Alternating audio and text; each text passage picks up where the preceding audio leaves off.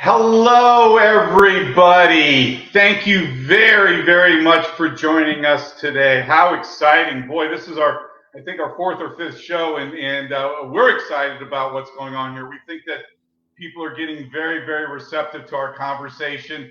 Welcome to Bookish Talk, the show that encourages bookish reading and empowers inspiring authors. We are thrilled that you are spending your time with us today. I'm Tim Kellis, and I'm honored to be a co-host to this show with my friend and author of 10,000 Miles with My Dead Father's Ashes, Devin Galaudet. I hope I pronounced that right, Devin. Each week we choose a different background that features libraries from around the world to encourage exploring libraries, reading, writing, and publishing your story. Devin, how are you today? Tell us about our virtual background. I will, Tim. It's great to have you with us today. Tim, today's background is of the John Rylands Library, which opened in 1900 and reflects both neo-Gothic architecture and many details which make it resemble a church. It made for an unusual design for the time. The doors have canted oriel windows with carvings that represent John Rylands' monogram, the Rylands coat of arms, Rylands' native town, and several universities. The library is home to 250,000 volumes and over 1 million archival items and manuscripts. The highlights of this collection are the Althorp Library of Lord Spencer, which sounds very fancy, which features 43,000 items and thousands of printed books before 1501, which is really amazing. The collection includes rare Renaissance books, the Gutenberg Bible, and papyrus fragments. Tim? Wow, that's what an amazing place. Even the picture looks awesome. Last week, you shared your research on Book Talk, which is a sub-community on the TikTok app. It's focused on books and literature. Young creators make videos reviewing, discussing, and joking about the books they read. These books range in genre but many creators tend to focus on young adult fiction, young adult fantasy, and romance novels. How have publishing companies benefited from Book Talk? Well, Tim, in a whole variety of ways, publishers are reaping the benefits around the growing community, fueling interest in older titles, as well as using the platform to launch new titles. Quote, we have seen many of our books benefit from hashtag book talk, according to Cara Savoy, director of integrated marketing at Penguin Random House Canada.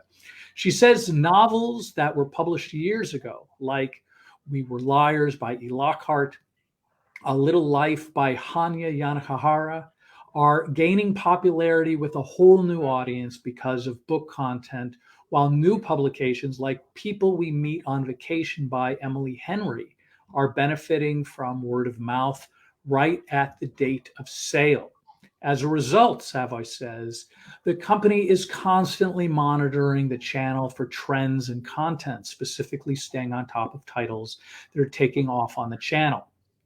As books garner organic attention, they can pivot existing plans on other channels to provide extra lift through the web, social media, and email content, as well as paid advertising on Facebook and Instagram. Savoy says Penguin Random House also actively advertises on Book Talk itself. We promote the hockey book, The Fundies, and I'm a big hockey nerd, on the channel with videos from the author Ollie Postonton and Jacob Ardon. And they're currently running ads to promote Girlvana by Ali Maz, a self-love guide for teens. Knowing the huge audience for YA fantasy on Book Talk, we are using, according to Savoy, this channel to fall for the publication for Iron Widow by Jiran J. Zhao. Tim, according to TikTok, the user creator was the first to use hashtag book talk, noting that hashtags in general reflect existing trends on the platform, as well as sponsored hashtags and emerging trends and content that are resonating with users. Next week, I'm going to share some easy tips to get started on Book Talk. Wow, we're promoting our Book Talk. It's a great platform. Hopefully everybody is listening to what you're saying about that. But Devin, last week we talked about the benefits of author collaborations, which is a form of writing by a group of authors who share creative control of a story. And we invited two authors to share their journey using author collaborations with Action Takers Publishing. We invited Paige Davidson, co-author of Wellness for Winners and founder of Fasting with Paige, to the show to encourage our viewers to write their story. Welcome to Bookish, and congratulations on your author collaborations with Action Takers Publishing and becoming Amazon's #1 international bestseller. For the benefit of our viewers that have never considered themselves as authors, why was it important for you to write your story with an author collaboration, and how has it been a journey of healing? Well, that's a great question. Thank you, Tim. It was really important for me to begin in this way with the collaboration because years ago, I always wanted to be a writer. Years ago, I wrote a children's book. And after 2.5 years and 15 denials, no thank yous, with no input or feedback from traditional publishers, I lost my confidence. I kind of gave up. But, I have had a health journey. I've discovered intermittent fasting and lost 110 pounds. And my mission in life became to help other people, especially to help other women. And I discovered this collaboration process and thought, well, I'll be working with a group of people. I'll have a built-in community of collaborators and authors. And Linda Sunshine West, just guided me and made that process so easy and fun and amazing. And it was really a way for me to be vulnerable, to be honest, to share my true story, because my goal was to help as many people as possible. And I never dreamed that I would end up being an international best-selling author 2 times now with books with Linda Sunshine West. And so it's been an amazing experience. Paige, I'm still reeling over the idea that you've lost 110 pounds. That's utterly remarkable. I don't know how you did it. I'm sure it's all in your book, but in your first collaboration, you encountered readers, or you encouraged readers to sort of live healthier, better lives based on your journey of losing weight. Yes. Nevertheless, some may feel that it takes a lot of money and time to write their passion story. Were there particular obstacles that you personally had to overcome in terms of the writing process?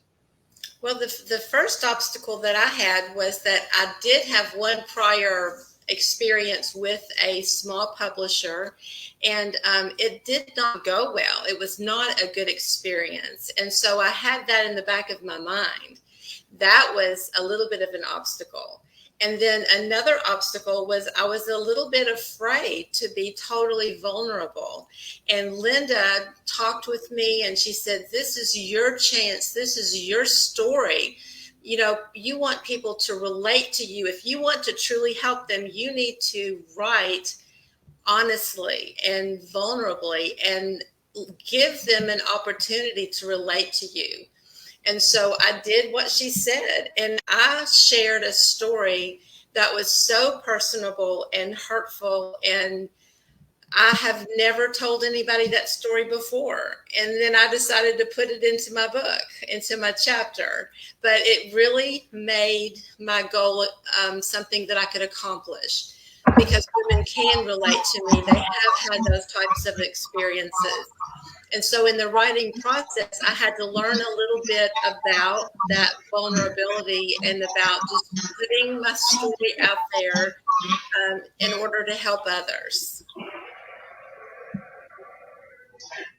Paige, let's take a minute. I want to ask you for the viewers to let's take a time machine And I'd like for you to travel back to your younger self before finding your passion and purpose as an author. What advice would you give yourself? How can we support your mission at Bookish Talk, and how can our viewers follow you? Well, you know what? That's a great question.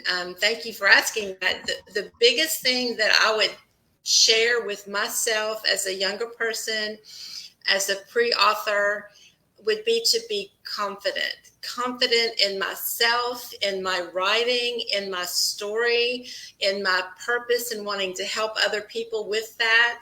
So that's the biggest thing that I would share. It's just to let my confidence shine. And no matter what no's or rejections I may come across, that means nothing. That means that wasn't the right person to share my story. And I love this show that you're doing, and you are helping me by sharing this book that we collaborated with.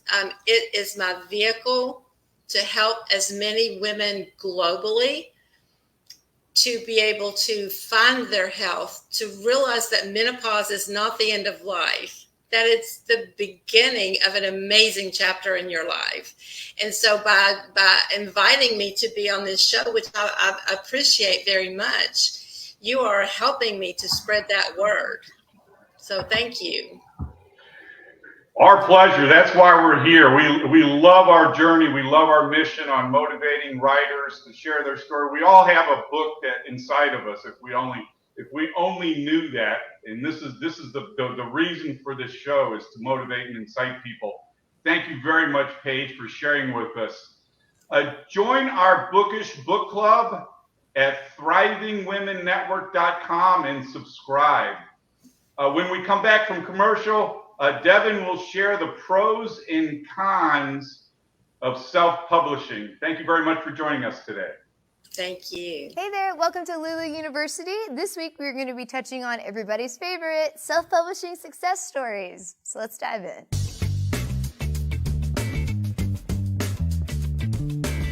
So you're probably familiar with this first one. It is Still Alice by Lisa Genova.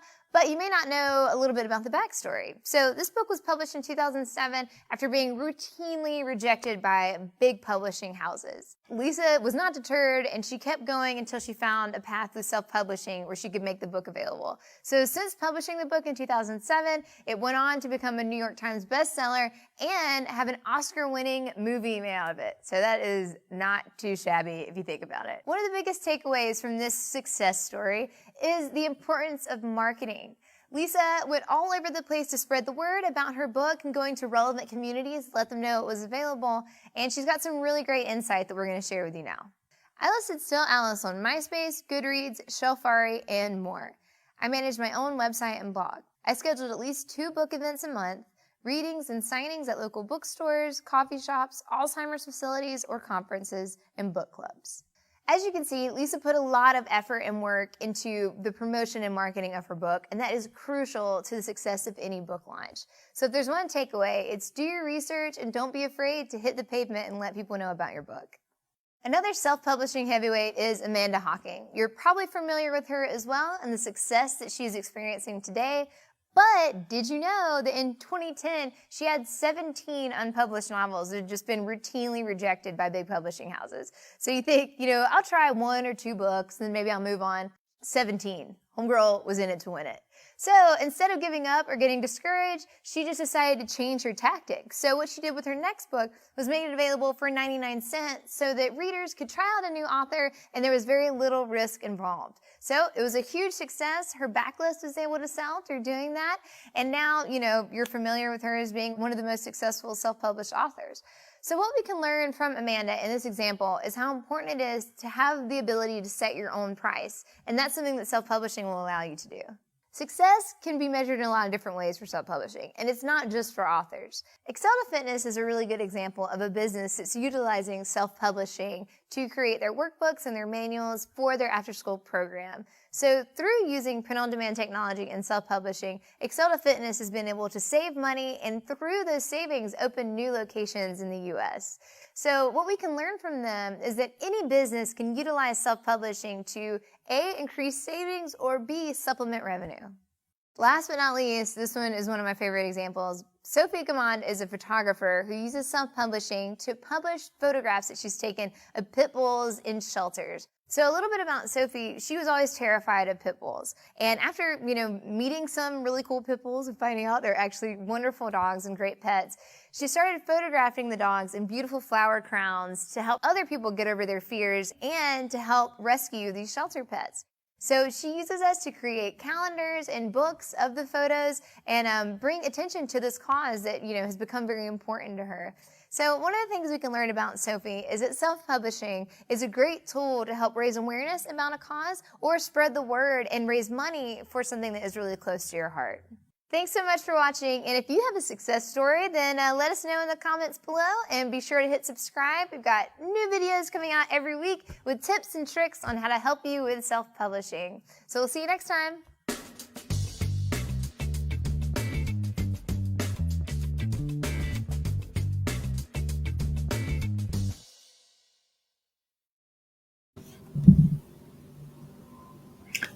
And we're back. Paula, it's great to see your face.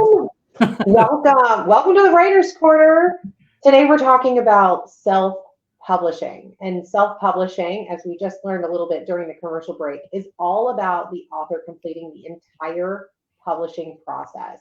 That's the printing, the editing, the proofreading, the formatting, cover design, book marketing. Oh my gosh, that's a lot.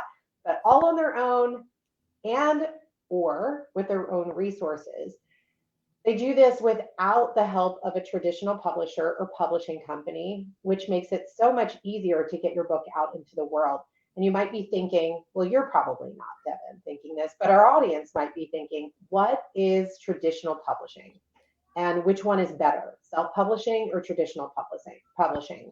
Our traditional publishing means that your book is published by an established publishing house with a team of professionals behind you to take care of the book design, the sales, the marketing, and all the other processes that are included in publishing. Devin, you know so much about this. Would you be willing to share the pros and cons of each? I would be. First off, I am a traditionally published author. It basically means that a company vetted my work and they decided to publish it. There are pros and cons. So let's start with the pros. You will get, and this is one, you will get faster exposure if you are self-publishing. One of the benefits of self-publishing is that your book gets to market faster than it would via traditional methods. The internet means you can, theoretically anyway, complete a book today and publish it tomorrow online. If you're going the traditional publishing route, you could kind of expect sort of somewhere between a year and 18 months before your book goes from sort of like a signed published book to actually like you could find it in a bookstore. So it's going to take some time. You can have greater creative control. One reason to self-publish is that it offers greater creative control over the overall book contents and appearance. When you publish through one of the larger houses, you will likely need to meet the requirements of that publisher. This includes editors, marketers, and designers, and perhaps most importantly, if you have an established platform. In other words, a large house is probably not, in this probably has changed over the last 30 years. They're looking to make money. So they're going to want to make sure that you already have some kind of a platform, whether it be on Facebook or Twitter or something. In other words, some reasonable justification why they should invest time and money in you. And they're hoping that your platform, your developed platform, will help sell your book.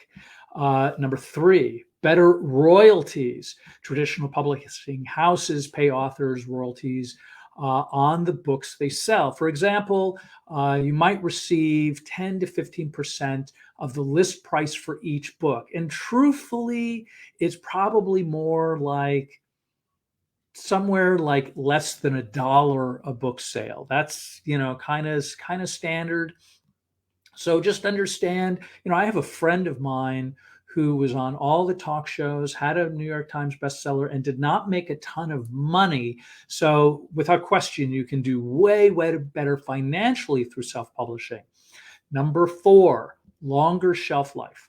The valuable benefit of self-publishing over traditional publishing is that it gives your book a longer period in which to find its audience, because a lot of this stuff doesn't happen overnight.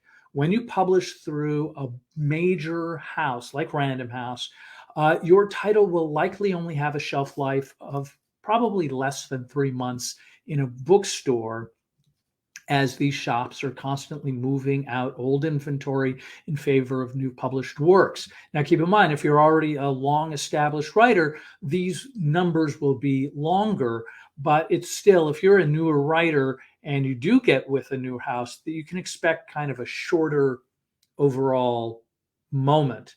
So, Paula, what do you think of the pros?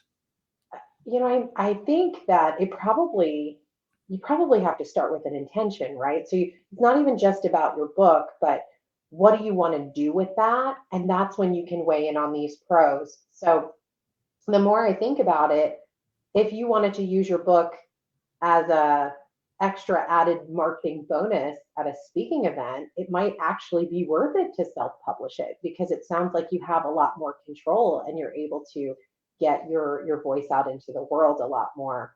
But then it also feels like, what is the major benefit of having that traditional publishing over self-publishing? Kind of feels like there's the opportunity and backing behind you by people who already know what they're doing versus me trying to do it myself. Oh, yeah, without question. If you are writing a book that is really much more about sort of, I don't know, almost like a business card. Like, here's my calling card. I've written this book and I have this side projects, which a lot of people now do. In other words, it's not really just like I'm a writer, but it's also I have a particular platform, or I have a program, or I have some other thing. Having a book to bolster those things is a good idea. It's certainly a way, being an author is a way of adding credibility to what it is that you do. So let's talk, Paula, about some of the downsides. You're probably, and point number 1 is that you're going to get less editorial support. Of course, self-publishing does have its downside, and this is perhaps one of the main drawbacks, is not having the benefits of an editorial team that are sort of like covering you.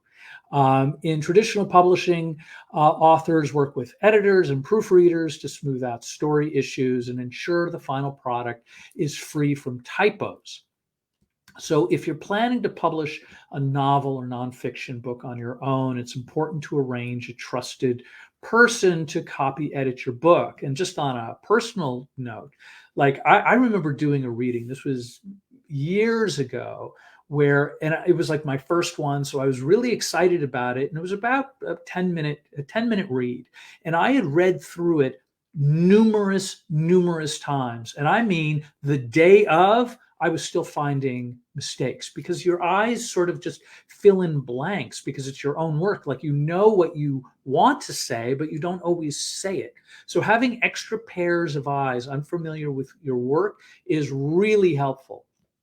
Number 2, less marketing support. Just as self-published writers are on their own when it comes to editing, they have to take the reins for marketing and distributing their books. Not only do publishers boast their own platforms from which to launch their titles, but they also have money and resources to set up bookstores and arrange media coverage. However, and this is a really big however, is that, again, a lot of this comes down to is if they believe they can make more money through your title, they will do that. But more and more traditionally published publishers are going to kind of leave a lot of the marketing up in your hands.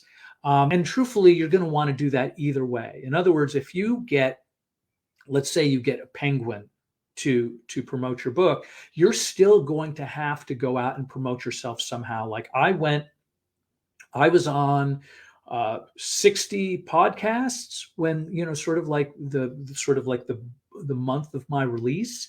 I went into different cities and I did book readings and I did all the things that were talked about earlier in the show, because it's really important to kind of like, if you want something done right, you're going to have to throw yourself out there to make sure people find your book. Less acclaim. That's number 3. While self-publishing, the stigma around sort of like a vanity press has kind of changed significantly. Certain readers still will refuse to read works that didn't originate with one of the large or bigwig publishers, if you will. If you're determined to capture the widest possible readership, self-publishing might not be for you. In other words, traditional publishing will still cast the widest net, and it does tell the reader that you have been well vetted. So, Paula, you mentioned that you're exploring the idea of writing your own book. Which direction? Choose. Which one would you choose? Oh man, it's a hard choice. I think initially I thought self-publishing might be a really good option for me, but at the same time, I love a good team experience and I love leaving the experts to do what they're best at.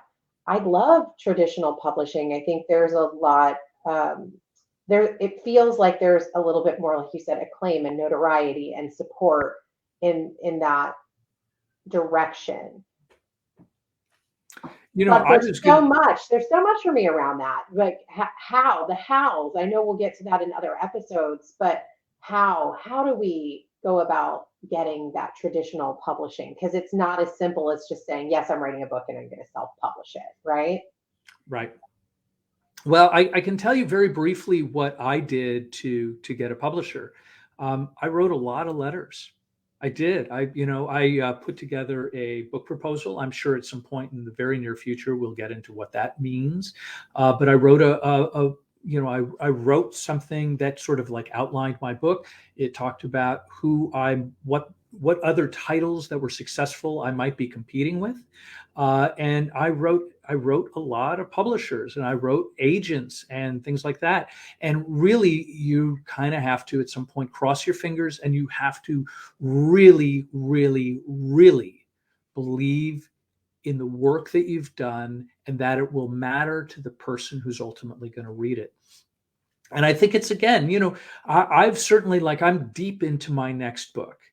And certainly I've written for all kinds of, compilation books as well. Personally, like my wife has made 6 figures by self-publishing. She's made really good money by selling her book. She priced it high, so she has a very large cut. So every book that sells, she makes good money. And she, more importantly, is tireless at marketing. So it's really important stuff. Oh my gosh, there's so much to think about here. I appreciate you sharing both your wife's perspective and her experience as well as yours. Very interesting. 2 of you with those 2 totally different experiences.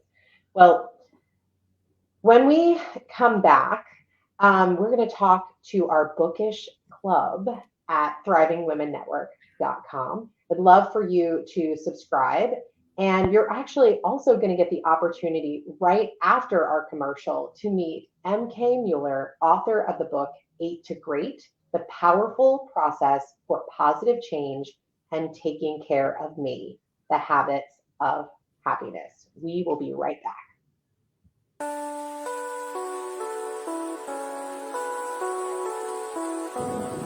Brian Tracy once said that optimism is the one quality most associated with success and happiness more than any other.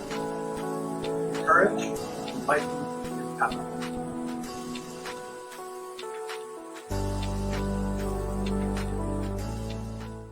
M.K. Mueller here, the author of 8 to Great, and I've been asked to talk a little bit about my new seminar, The Power Principles. Usually when we go to seminars, we end up with lots of lists, right? Do a little bit of this, do a little bit of that, and then throw in a little bit of this. I don't know about you, but I end up with a lot of papers I put in a file and stick in a file cabinet. But what if there was a seminar that offered you the process for greater happiness and success. The process that had been proven over thousands of years to be the process that the happiest, healthiest, and most successful people on the planet used. Well, that's what we're offering.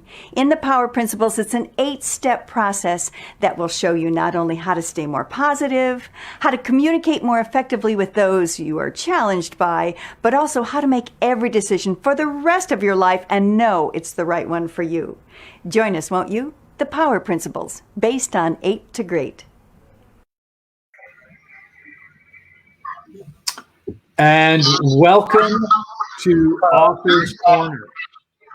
We are happy to have MK Mueller on today's show. MK is an author, life coach, creator of an 8-step process that is helping people follow their dreams, whether it's losing weight, living sugar-free, finding their dream job, enjoying their dream relationship, improving their athletic performance dramatically within days, getting out of debt, or getting a scholarship to college. Her books include Taking Care of Me, The Habits of Happiness, and 8 to Great, The Powerful Process for Positive Change, Becoming a Magnificent Manifester, I love the alliteration, and 8 to Your Ideal Weight, the foundation for her hugely popular 8-week, no diet, sugar-free weight loss course. MK, and there's so much good stuff here. MK is also a musician who has soloed at the Kennedy Center in Washington, D.C., with 2 CDs of her original music available at cdbaby.com. Recently, she was named as a Heartland Hero Award winner for her work with at-risk families. She is the proud mom of Joanna and Zach, and is enjoying her life to the fullest in Southwest Florida as a keynote speaker, international trainer, life coach, and best-selling author with over 2,500 certified trainers teaching her 8-step process on 4 continents. Wow. MK, welcome to Bookish Talk. Wonderful to be here. It's just so fun listening to this and knowing how many people are benefiting from this, because at the age, I'm so proud of it, of 69. When I started this, there was basically very little internet, right? I mean, if you can even imagine that when I first received my first reviews, they were letters. Actually, my first reviews of my first book were letters from 5 CEOs of multi-million-dollar corporations. Isn't that interesting? Now, why those 4 gentlemen, 1 woman, why those people wrote me is because what we know now about people who are successful is that they're grateful and they express their gratitude. And so they all wrote me these thank you letters, but I had nothing like this support system. So if I can say anything to our viewers today, it is, oh my gosh, take advantage of this support, because writing can be very lonely. And I think I'm going to share a really quick story. One day I was sitting, the kids were off to school, and I was working away at my first book, wondering if it would ever get finished or if anybody would read it. And I heard geese. And I said, oh my gosh, I know why geese honk. Geese honk for the front goose in the flight pattern, because they're taking on most of the wind. And so they're all saying, you can do it, keep it going. And everybody else is in the contrail of the wind so that they have an easier time of it. So I thought, oh, I love geese. I want to just take a break and go out and look at geese. It was one goose honking herself across the horizon. I mean, I saw this big blue sky. I looked and looked for other geese. No, she's going honk, honk, honk, honk. And so that's what I had to do. And probably even with a support system like this, that's what you'll have to do too, is sometimes honk yourself through the rough times, because writing is it's not a cakewalk. It's got hard days. Can we all amen to that? Oh yeah, no, you absolutely get an amen from this side. It is a lonely, but I think really richly rewarding path that we can be on. So MK, you've written on a really wide variety of subjects. Mm-hmm. Can you tell our viewers about how you may research your subjects in order to put together your books? Well, and let me just go back even one step further, Devin, and that's how the idea came. So one of my encouragements to young writers is to know your why. And at the age of 34, I had been, runner-up for Homecoming Queen, lead in 24 musicals. I had won tons of awards as an educator. And yet I was in a domestic violence relationship, which I didn't quite realize till like the last minute when I was knocked to the ground. And I said, you do that again, I will leave you. And he did it again the next day. So I went off to a shelter for domestic violence. And the first thing they told me was, he's not the problem, sweetie. If we don't change you, you'll just go find another him. And that kind of, whoa. I had to rewire my brain in a sense because I was such a people pleaser. I wrote Taking Care of Me only after I had been teaching my own support group, which I started for me. And the support group started with 5 neighbors, and pretty soon it was 25 women cramming into my home. And pretty soon we were in church basements, and pretty soon I was asked to speak at businesses. And often people after my talks would say, please write this book. And I said, there's books out there already. So my why was simply because they kept asking. And if you're writing nonfiction, that's my encouragement to you. Get to the point where you are such an expert on your topic that you are doing exactly what you said, Devin, speaking anywhere you can. And there's certainly all those, Rotaries, Optimists, JCs, Lions, Chambers, Kiwanis. You speak anywhere you can, but that you get to the point where someone says, have you thought of writing this as a book? Because then you're ready, right? So, oops, some background noise. So the first thing was having people ask, please write this book. The second one was after Taking Care of Me had been out for about 5 years, and I was by now an international trainer and loving it.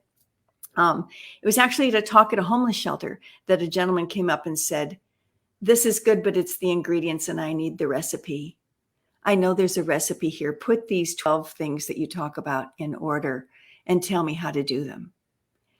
And 9/11 happened a year later. And so all of my national and international talks were canceled. I was at home. It's kind of a COVID experience, wasn't it? For those of us that were actively writing at that time. And so I said, okay, I have a year off. What if there is a process? So sure enough, I started studying, as that little clip said, the happiest, healthiest, most successful people and what order they did them in. And pretty soon I saw that every single person used the same process and did the steps in the same order. So that's how 8 to Great came out. And just for those of you, one of my most exciting elements of writing the 8 to Great book, which is the one that I have 2,500 coaches on, was I went through 142 titles. I could not find the title.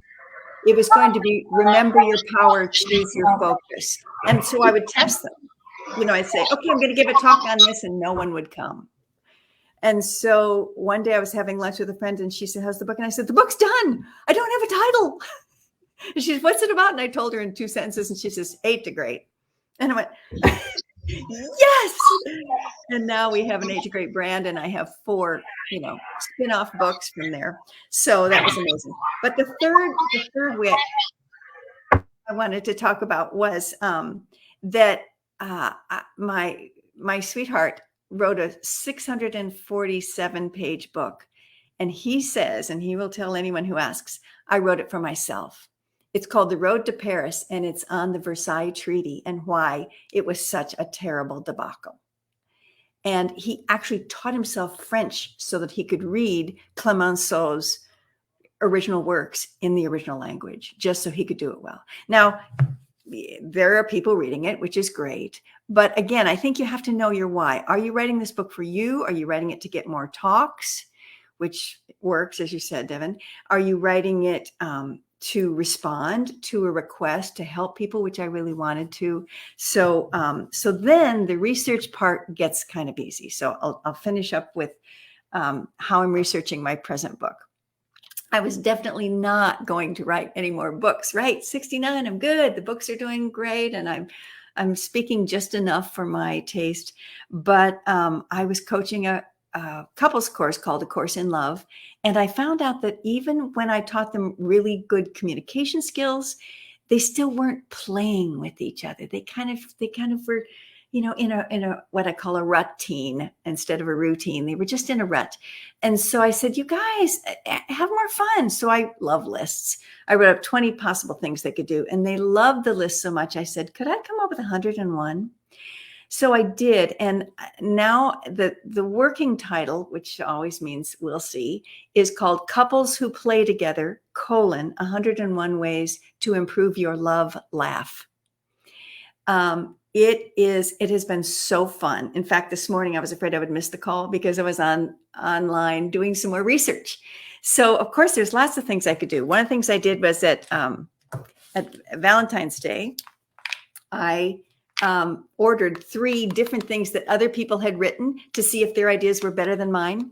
They weren't. So I really am passionate about the fact that I believe I have the best list. I have a list for when you first meet.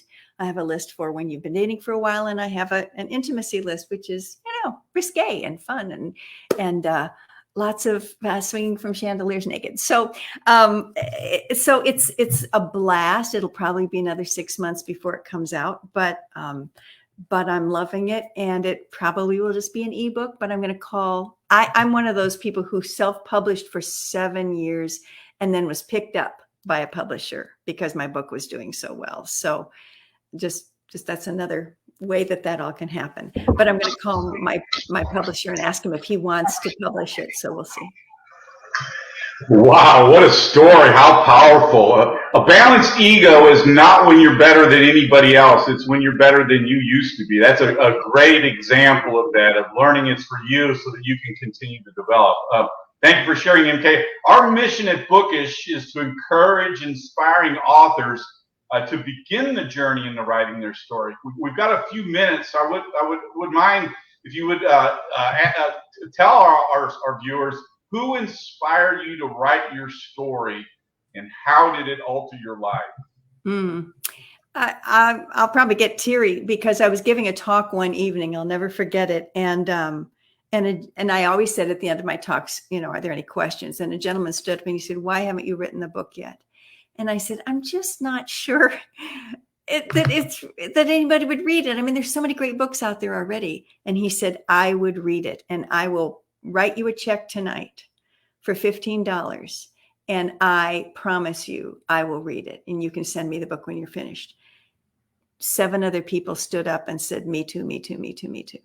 I carried around those. The book took 4.5 years, guys. Again, I was a single mom at the time. Yeah, it wasn't an overnight thing, but I carried those checks around with me for all those years. And that inspired me, not just to get started, but to keep going on my hard goose days, right? So great question, Tim. Oh my gosh, I love hearing your story. And I especially love the fact that you were a single mom doing this, which is a completely different layer that we haven't even tapped into. So I'm always really inspired by diversity in writers and publishing. And so I've done a little research on that. And I know that commonly most authors are white. It's about 79.4%. And who's being exact here? But there are a lot of other not as well represented cultures and ethnicities. I'd love to know, in kind of 60 seconds or less here, how can we, from your perspective, empower more cultures, minorities to start the writing and publishing process of their story? What a great question. Sabrina Protek, who is the person that invited me to be on this show, I just adore her, is one of my author friends. And I was asked recently by NEPRIS. I don't know if you guys have heard of it. It's NEPRIS. And basically it's for schools. And so schools say, we need a speaker on blank. And you just volunteer your time to be in a classroom. Well, I found out that the school was 90% African-American school. I said, oh my gosh, I got to get Sabrina on this call. right? So it's we just get ourselves out there any way we can. But I know that and I know that's true for Devin. I know it's true for every successful author, Tim as well, that I know we want to share, right? We want to share what we know. It's not something that, oh, I can't let you be successful because that'll take away from my success. The opposite is true. We all rise together. And so what I encourage my African American students, friends, cohorts to do is ask for what you want, right? Join groups, even if you're the only darker face in the room, right? Just keep asking and saying, okay, how do you, when do you? Because you're right. Just like when I got started, there was no motivational women in Nebraska, and I lived in Omaha, Nebraska. So I had to be that only female in the room, right? And I guess get over it, right? Just keep on keeping on, because we need to hear your voice. Oh my gosh, do we need to hear your voice? And I'm so grateful for the schools now teaching a more diverse group of authors. But anytime I can speak to a group or encourage young authors, we just got to ask. Just know what you need and ask for the next step. MK, I absolutely love this. We need to go to a break, but MK, it was wonderful having you on the show. And when we come back, we're going to be talking about our recommendations for the week. I think we're going to hear a little bit more from MK during that. And we'll be back in a few moments.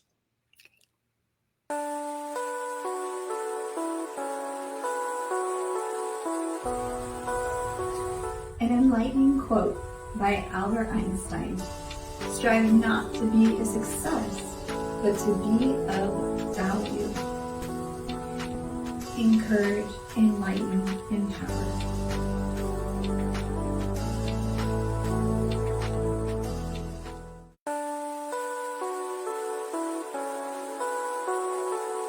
An empowering quote from Nelson Mandela stated, "The greatest glory in life lies not in never failing, but rising every time you fall."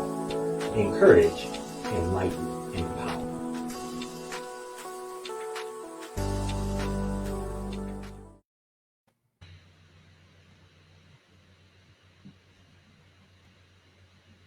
We can't hear you, Paula. Thank you. Welcome back. Welcome to our Bookish Club. This is the segment each week where we get to have the opportunity to share our favorite books with the goal of encouraging you to venture outside of your comfort zone and take the journey to explore reading fiction and nonfiction books. MK Mueller, let's start with you. I'm so excited that we have you here and we get to hear your favorite pick this week. Oh gosh. I have so many books. Right now, I am reading a lot of romantic novels. I don't know if it's Valentine's Day or, I like to study the Nora Roberts and the Danielle Steeles, because it's just they have a way of developing characters that I really appreciate. So like I said, Sabrina Protik's wonderful book on ageless women is absolutely another one at the top of that list. So yeah, they're all great. Reading is awesome. Tim, what do you have for us this week? Well, this is going to be probably one of my most controversial. Actually, that's not my book. This is going to be probably one of my more controversial recommendations. As you guys know, I've written this book that solves the marriage problem, and at the end of the book, my objective is to add how profound not only your marriage is, but also just life in general.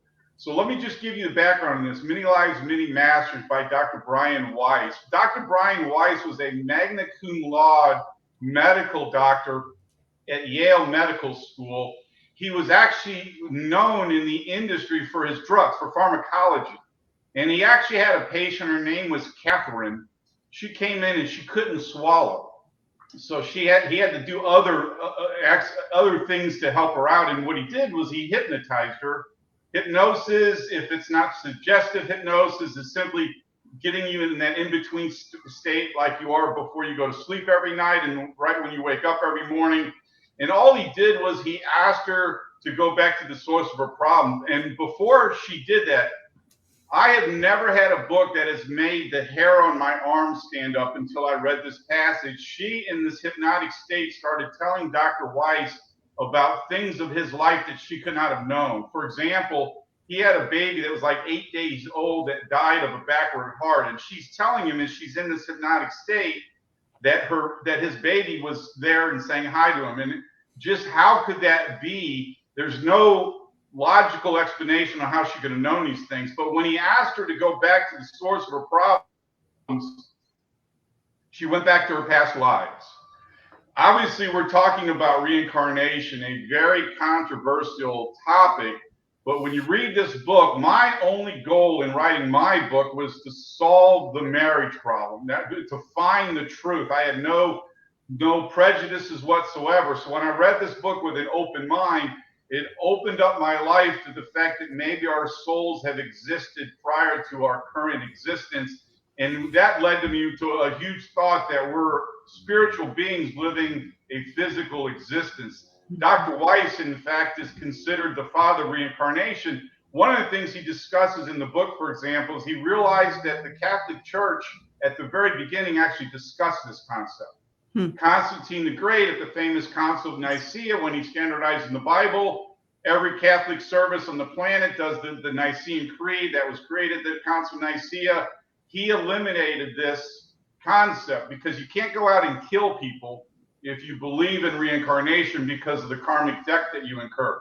But the bottom line for me, and then I'll finish, the bottom line for me is at the end of the book, Catherine starts explaining what I am describing throughout my book as the stages, the steps of maturity. Recollection, recall your past. Transformation, which is through forgiveness, you transform her through that. That gives you the plane of communication, which then gives you balance. Then you get into equality. We're all equal. And it's really such a great life lessons with the goal at the end of reading this book for you to realize not only is your life important, but your marriage is important too, because if you don't do it right this time, you have to come back the next time and do it over again. So it hopefully inspires people to realize how important our presence on this earth is. That's incredible. Bring the controversial stuff. We like to hear variety. I'm glad that you brought that to us this week. Devin, what do you have for us? I brought perhaps a controversial book in its own right, The Things They Carried by Tim O'Brien. It is in many ways, a grisly, challenging read, but it is so beautifully written. It's just a remarkable, I don't know how much of this I'll be able to read, but it talks about First Lieutenant Jimmy Cross carried letters from a girl named Martha. And then it goes on to say, he would sometimes taste the envelope flaps, knowing that her tongue had been there. More than anything, he wanted Martha to love him as he loved her, but the letters were mostly chatted, elusive on the matter of love. She was a virgin, he was almost sure. Anyway, it is an inspiring, incredible read. If there is a controversy to it, it's that this is a work of fiction. I mean, it's kind of said right here on the back cover, if you can see that. And it's so realistic in its writing and its styling that there have been no shortage of Vietnam vets who said, oh, that didn't happen that way. And again, we go back to this idea that, you know, if you're a fiction writer, you want to write truth. I know that kind of sounds a little bit odd, but you want to make it really believable. You want to bring in your reader into the world that you've created. And I think Tim O'Brien does really a remarkable work on that. Paula, what do you have? Oh my gosh, there's every week I'm gonna my nightstand and my tables are just collecting more and more books. My husband's gonna restrict me from Amazon soon. But my book this week is by Jess Ekstrom, and it is called Chasing the Bright Side. I read this book about 2 years ago, and you know, the subtitle here, it's a little difficult to read, but it's Embrace Optimism, Activate Your Purpose, and Write Your Own Story. And the entire book truly is about her resilience starting out as a child and not really understanding the effect of how things were going to play out in her life, as she talks about her uncle Bernie, who is in fact her great great uncle Bernie Madoff, and how that really affected her as she went into a variety of schools and didn't want to have to address that. And then wanting to help the world in a bigger way and to show that anybody could change it by creating in college with no money headbands for hope to really help people, kids that were that were going through and enduring cancer, to feel beautiful again because they didn't have something as simple as a headband to put on their head that no longer had hair on it. So she was helping to make things just a little bit less traumatic. And in doing so, she birthed a speaking career, and she talks about that. She talks about asking to borrow money and losing very large sums of money, and what she learned along the way and how she kept going despite every single thing that seemed to be stacked against her. It is a great kind of easy read, but is a beautiful how-to combination memoir. Nice. Thank you. When we come back, matter of fact, before we come back, join our Bookish Club at Thriving Women Network and subscribe. When we come back, we will discuss a little bit of what's happening next week on Bookish, and we'll be right back.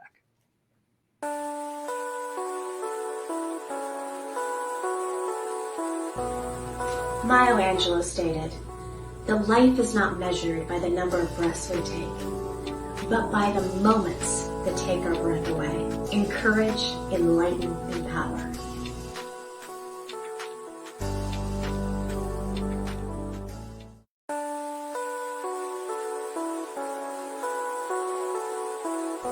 Professional boxer Muhammad Ali stated, "Don't count the days, make the days count." Encourage, enlighten, and empower.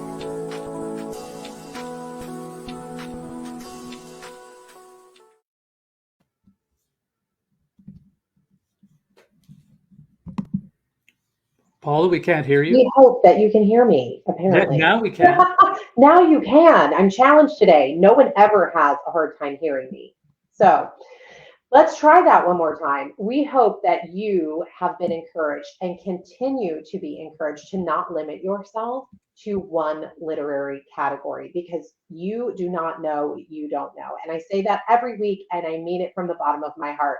You might have a passion, but if you've only had limited exposure to certain kinds of literature, you might end up reading and writing in a genre that really doesn't suit or expand your skills. Start reading from a variety of literary categories to allow yourself to find exactly what feels like home and where you belong. You know, I would go even further and say read books that you disagree with. Books are one of these things that bring us all kinds of a tapestry of perspectives and understandings. And, as a book nerd, I love it. So I want to thank you for joining us on Bookish Talk. We sincerely hope that something we said encouraged, enlightened, and empowered you to begin your journey to write your legacy book. Be sure to join our Bookish Club and begin the journey to journal more alliteration. Tune in next week and we will share some tips on the different ebook options that are available. Visit our website at www.thrivingwomen.com and subscribe or leave a question. You never know when it's going to end up on our show, and join us on our live chat. Anyway, thanks again for being here. Until next week. See you then.